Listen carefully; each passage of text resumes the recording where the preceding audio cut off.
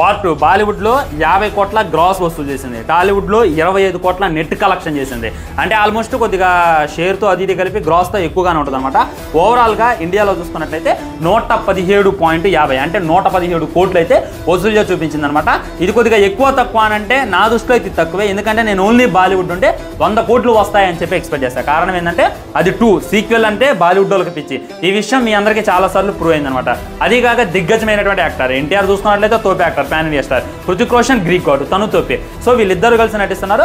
అదీగాక సీక్వెల్ అంటే ఈజీగా బాలీవుడ్ నుండి 100 వచ్చి పడితే, మన టాలీవుడ్ నుండి 150 వచ్చి పడితే ఈజీగా డే 1 వీళ్ళు ఒక 200 కోట్లు మార్క్ అక్కడ పెడతారు. నెట్ కలెక్షన్స్ 100 కోట్లు మనకు చూపిస్తారు అని చెప్పి నేను ఎక్స్పెక్ట్ చేశా. కానీ ఇంత తక్కువ రావడం అయితే కొద్దిగా ఇదిగా అనిపిస్తుంది అనమాట.